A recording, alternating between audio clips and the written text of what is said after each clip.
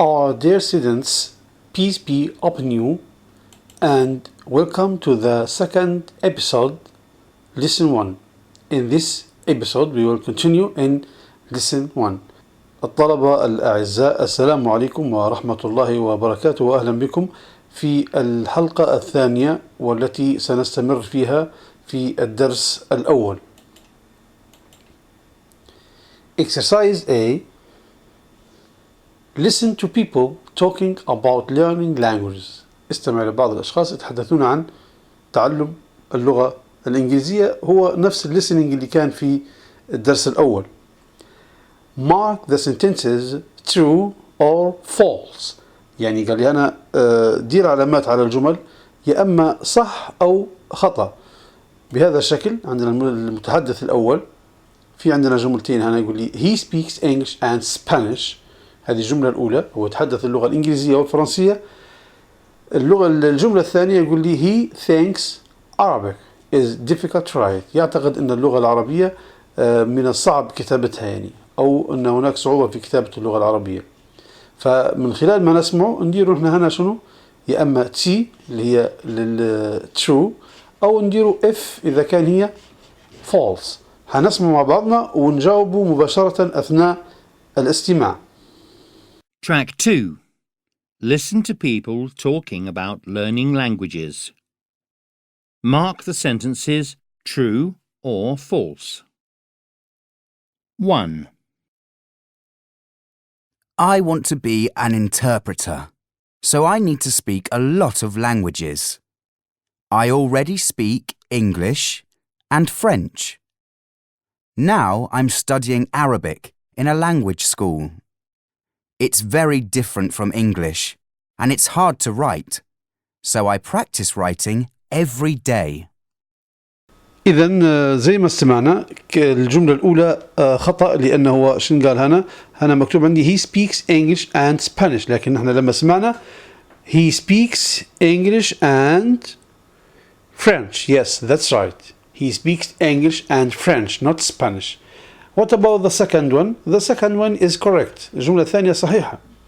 He thinks Arabic is difficult to write. هو قال إن الجملة أو اللغة العربية من الصعب كتابتها، فالجملة هذه صحيحة. نشوفوا المتحدث الثاني. 2. My parents came to France from Libya when I was a baby. We go to Libya every summer to visit my grandparents, so I can speak Arabic and French. I'm learning English at school, and I'm pretty good at it. I mean, I can read it well, but sometimes it's difficult to say. I go to the Self-Access Center and practice saying the words with a CD, so I can speak better. إذن المتحدث الثاني الجملة الأولى صحيحة. He speaks Arabic، هو يتحدث اللغة العربية. طبعا احنا هنلاحظوا بعدين أثناء شرح القاعدة ليش نحن نديره في حرف اس هنا مع الفعل، عشان السبجكت هنا هي. في القاعدة اللي هنجوها لاحقا عليها شرح إن شاء الله. طبعا احنا قاعدين في زمن اسمه present simple اللي هو زمن المضارع البسيط، وعارفين ان دائما لما يكون فاعل هي او شي او ات لازم يكون في اسم الفعل. لذلك نشاهد هنا او نلاحظ هنا he speaks, he thinks, he speaks, he thinks، لازم في اسم مع الفعل لما يكون الفاعل he او she او it.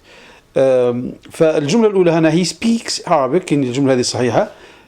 he thinks it's easy to say English words، يعني هو هنا قال لك يعتقد ان من السهل التحدث أو قول كلمات اللغة الإنجليزية. فطبعا الجملة هذه غير صحيحة، لأن هو يعتقد أن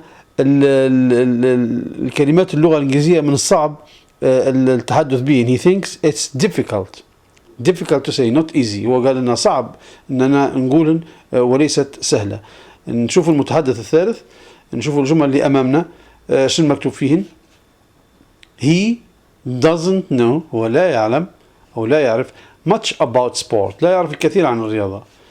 He's going to the USA، هو سيذهب إلى أو أنه هو ذاهب إلى الولايات المتحدة الأمريكية United States of America USA to study English لكي يدرس اللغة الإنجليزية. نسمع المتحدث الثالث ونشوف إذا كان الجمل هذه صحيحة أو لا. 3. I like reading newspapers to help me learn English. Of course, I don't know all the words, but I know a lot about sports, so I can understand most of the sports pages. Sometimes I look up new words in a dictionary, one that has translations from English to Arabic. Then I write the words in a notebook. I'm going to take a summer course in England next year. I'll learn English and watch a lot of football too. إذا زي ما سمعنا هو قال I know much about sport. يعني أنا قال نعرف الكثير عن الرياضة، لكن أنا قال لي he doesn't know much about sport. إذا الجملة هذه خطأ. وبعدين لما حكى قال I'm going to England to take a course, a summer course عشان ياخذ دورة صيفية to England not to the USA. إذا الجملة الثانية حتى هي خطأ، لأن أنا مفروض يقول لي شنو to England مش إلى USA. نشوفوا المتحدث الرابع. 4. In China, it's very important to learn English because most people who come to China don't speak Chinese. You need to speak English if you want to do business and if you want to get a good job. I'm studying English at university. Once a week, I go to the cafe with my friends and, well, we try to speak only English for 2 hours. Sometimes I meet English people, but I don't always understand them. They speak fast. Next year, I'm going to England on an exchange program, and I'll learn to understand English better. طبعا زي ما سمعنا في الدرس الأول أنه هو متحدث وليس متحدثة، رغم أننا كاتبين شيء هنا، لكن هنا سمعنا صوت male student يعني طالب مش طالبة، ولكن مش مشكلة لأن المهم listening هو نفس اللي قاعدين فيه نحن الآن، بغض النظر عن اللي قلنا هي حيكون بنفس الطريقة، مش حيكون في تغيير في القاعدة يعني. عموما she says it is important to learn English. هذه جملة صحيحة، قالنا من المهم نتعلم اللغة الإنجليزية في الصين، لأن الناس اللي يجوا الصين لا يتحدثون اللغة الصينية. وبعدين حتى شيء ثاني إذا كانت بتدير أي بزنس أو get a good job، تحصل على وظيفة جيدة. إذا الجملة هذه صحيحة. الجملة الثانية she thinks English people speak fast. تعتقد أو يعتقد أن اللغة الإنجليز اللي هم الانجليش بيبل، طبعا هنا nationality مش لغة اللي هي جنسية، يعني الناس اللي هم الانجليز يتحدثوا بسرعة.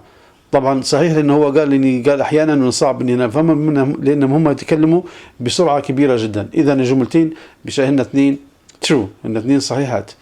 number 5 نسمع رقم 5 ونشوف الجمل اللي أمامنا شو يقولها هنا. she understands. لاحظوا هنا دائما في اسم مع الشي ومع الهي كما قلنا.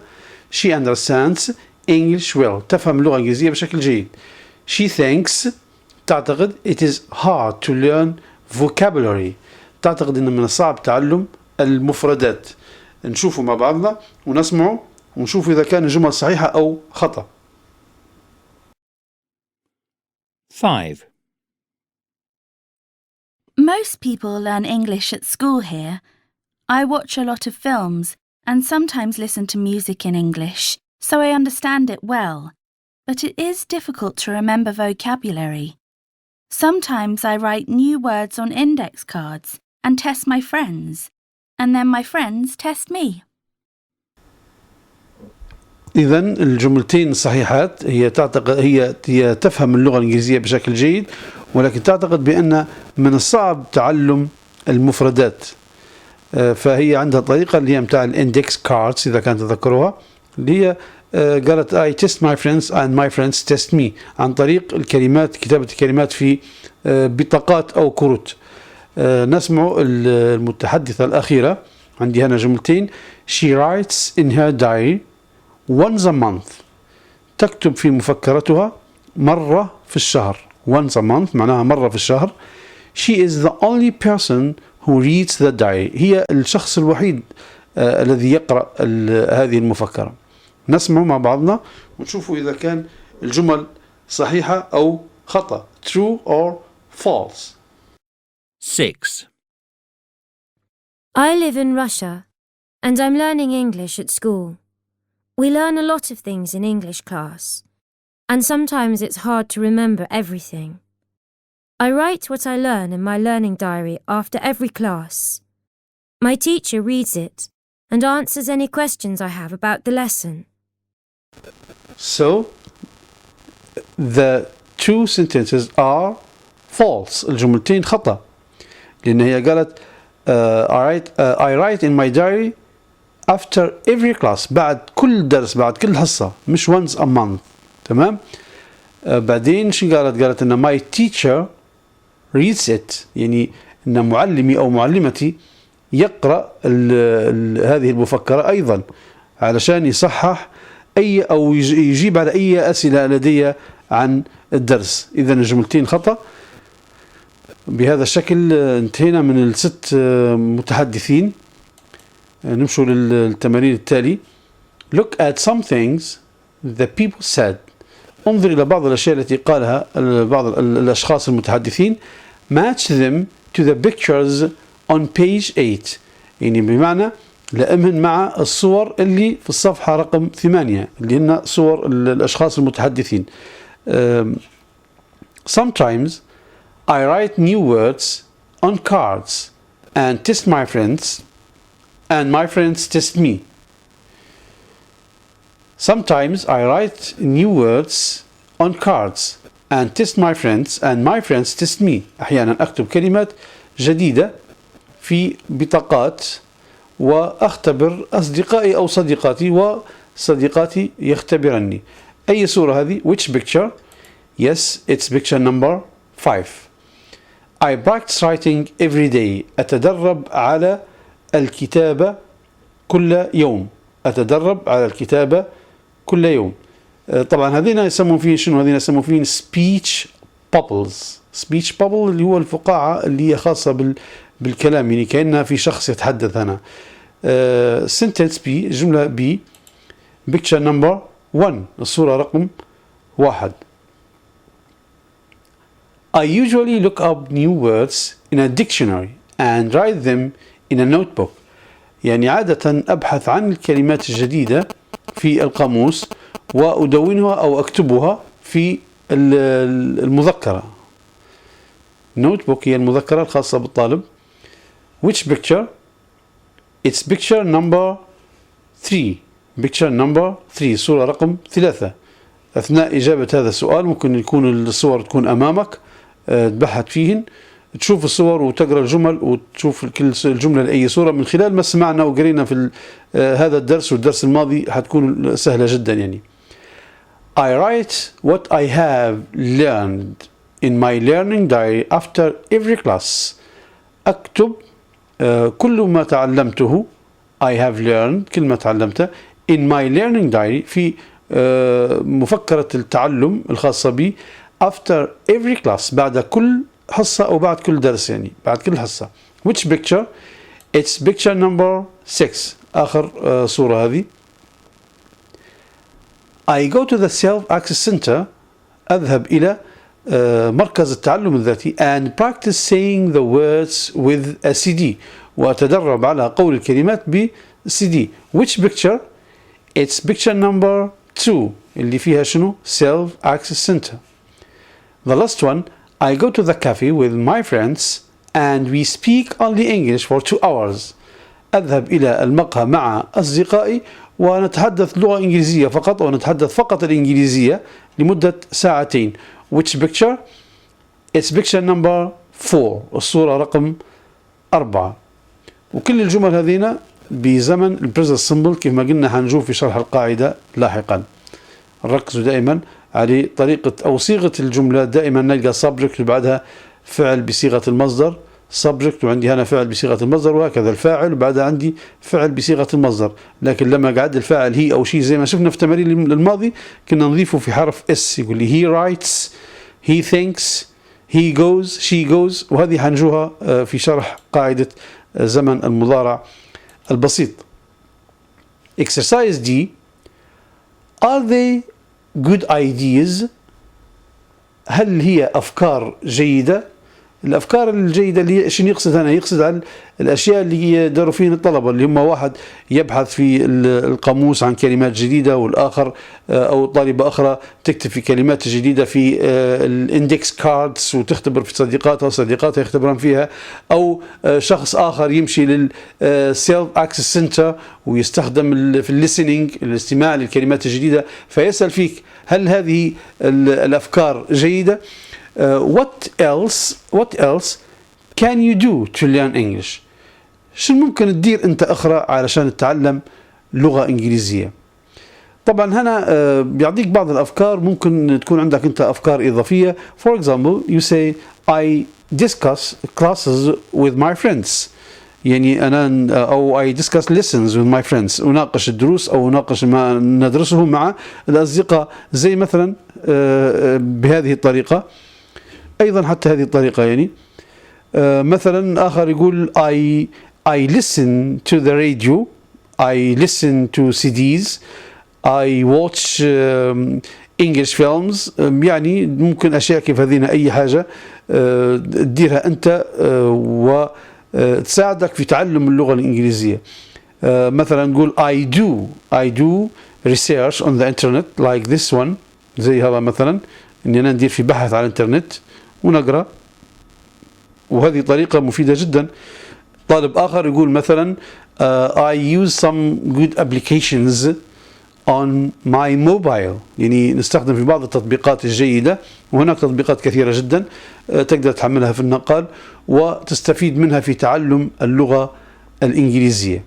إذا هذا تمارين طبعا يعتبر تمارين for discussion with your teacher and your friends or classmates، يعني هذا يعتبر تمارين للنقاش مع معلمك ومع الطلبة أو زملائك أو أصدقائك في الفصل.